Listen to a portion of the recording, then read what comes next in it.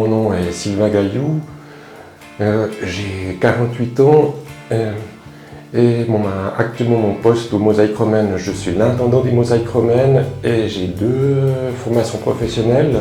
La première c'est archéologue, j'ai appris l'archéologie à l'université de Lausanne et la deuxième c'est l'informatique, donc j'ai un CFC d'informaticien que j'ai appris au centre professionnel du Nord-Vaudois. J'ai commencé à m'intéresser par l'archéologie, je dirais que c'était un petit peu par hasard quand j'étais gamin en regardant le dessin animé des Mystérieuses Cités d'Or, ou qui parlait de l'archéologie précolombienne. Puis à l'âge de 10 ans, j'ai eu l'occasion de faire un voyage en Égypte avec mes grands-parents et c'est là-bas que j'ai attrapé le virus de l'archéologie. Le site de la villa romaine de Bosséa, il faut comprendre que le terme de villa, ça désigne une ferme, une exploitation agricole à l'époque romaine.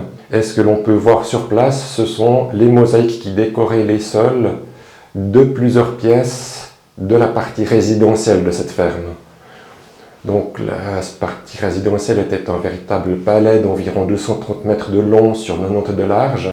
Et il y a pas moins de 9 mosaïques au sol qui ont été retrouvées et qui sont en partie visibles par le public.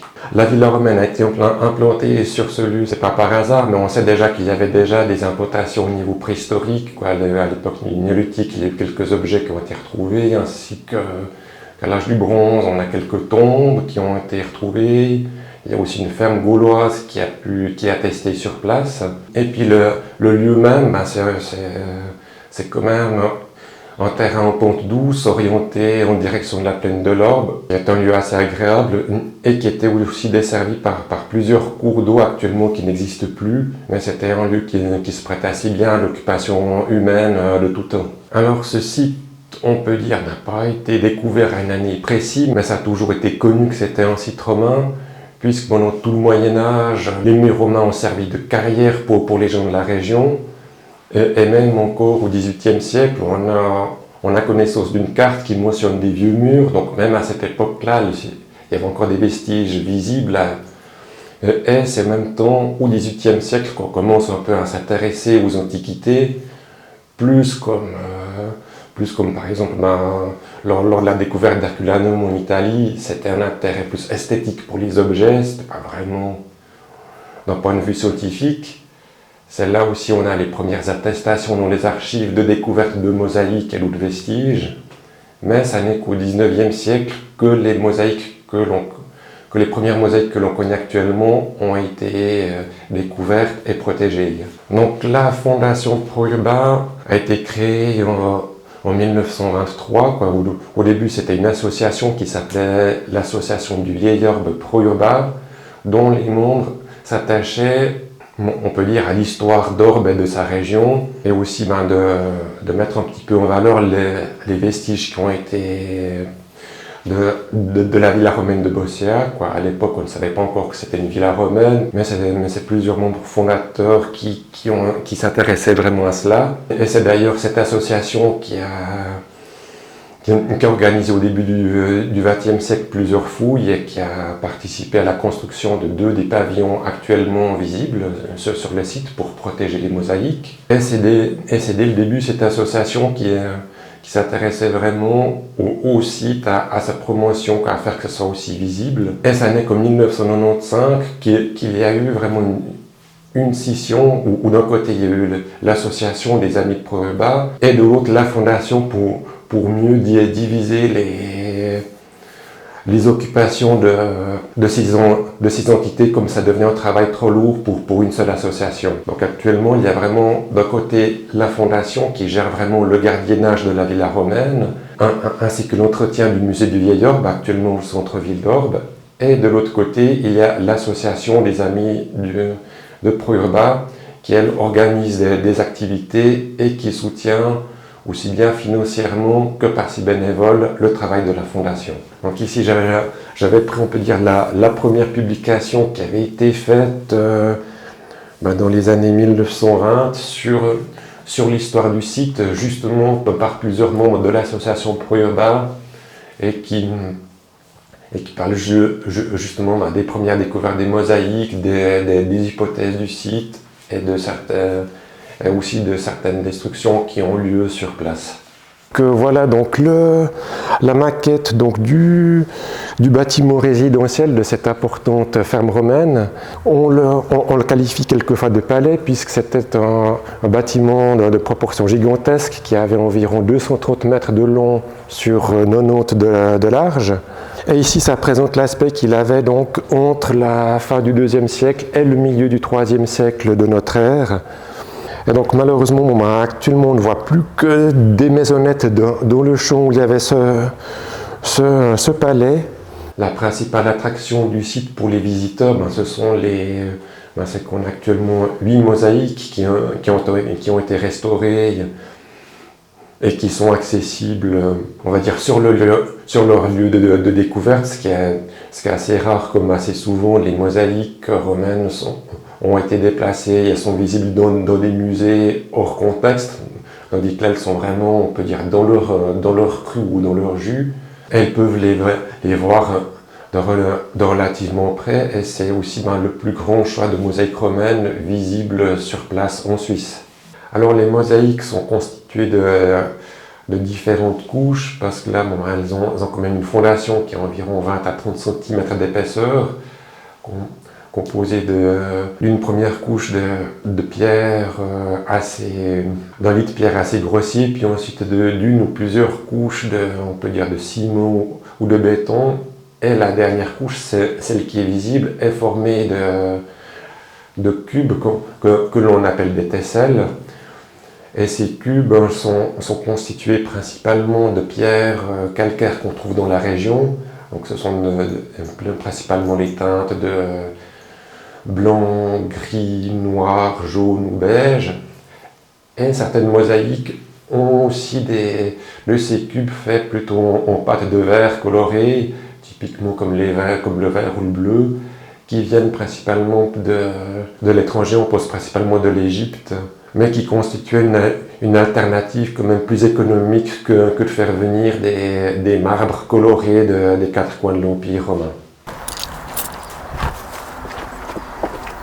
Donc avec 3 mosaïques qui décoraient donc 2 salles de banquet et un vestibule qui séparait ces 2 salles.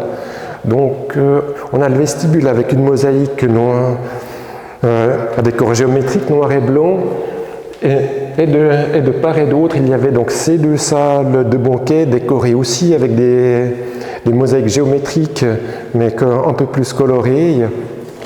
Et pour montrer un peu à quoi ressemblaient au début ces 3 salles de banquet, ici on a une vue en 3D avec le vestibule et les 2 salles de banquet de chaque côté. Alors les personnes qui faisaient les mosaïques, c'était des mosaïstes, mais qui avaient le statut d'artisans à l'époque romaine. C'était pas des artistes en tant que tels, quoi. On peut dire que c'est un peu l'équivalent des carreleurs actuellement, mais on a malheureusement très peu d'écrits sur leur travail, donc c'est avant tout grâce aux fouilles archéologiques qu'on connaît leur méthode de travail. Il existait plusieurs ateliers de mosaïstes, en tout cas dans l'Empire romain, et certains avaient différentes influences. Et à Orban, on a avant tout l'influence d'ateliers de mosaïstes qui proviennent de la vallée du Rhône, donc dans la région de Lyon et Vienne, en France. C'est qu'ici, on a une partie des mosaïques qui sont conservées in situ, c'est-à-dire qu'elles n'ont jamais quitté le site, elles sont vraiment sur leur fondation d'origine. Et sur le site, on a un certain nombre de défis pour la conservation. Et l'un de ces défis, c'est qu'il y a sous le site des courants d'eau souterrains, ce ne sont pas des rivières souterraines en tant que telles, mais des courants d'eau chargés de sels minéraux.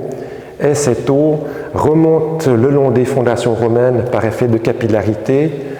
Et quand elle arrive en surface, ça peut provoquer toute une série de problèmes. L'un de ces problèmes, c'est que si l'atmosphère est trop sèche, l'eau s'évapore et laisse des sels minéraux en surface. C'est pour cette raison que, avantage de fer, qu'il y ait toujours une atmosphère très humide dans les pavillons qui conservent les mosaïques. Et un autre problème qui a été rencontré sur le site, c'est que certaines fois les tesselles, donc les cubes qui forment les mosaïques, peuvent se gonfler avec l'eau. Et comme ces cubes prennent plus de place, ça fait des effets de cloque qui sont très dévastateurs.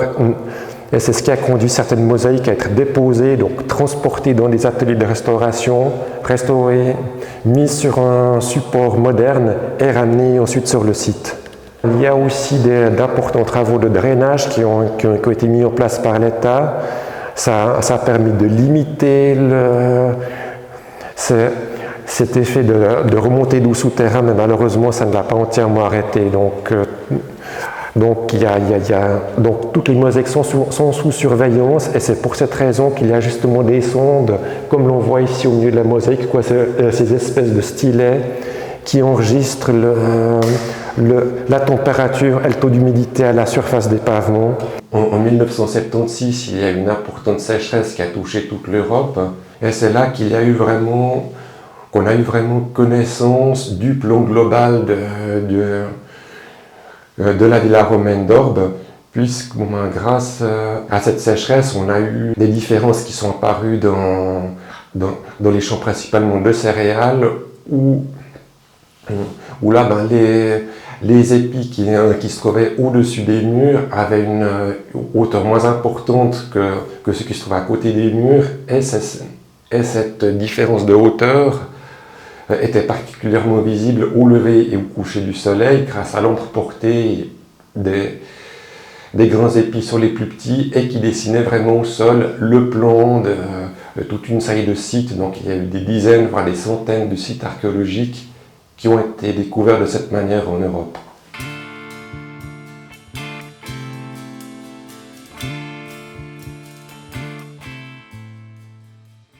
En détail par rapport à cette mosaïque, ce qui nous permet d'interpréter comme quoi c'est une chambre à coucher, c'est le fait que cette mosaïque soit divisée en deux parties, où on a une partie avec un décor géométrique noir et blanc, assez simple, et de l'autre le labyrinthe qui a un décor plus soigné, et on pense que justement la partie géométrique était recouverte par le lit du propriétaire, ce qui fait qu'ainsi il pouvait beaucoup mieux admirer le labyrinthe.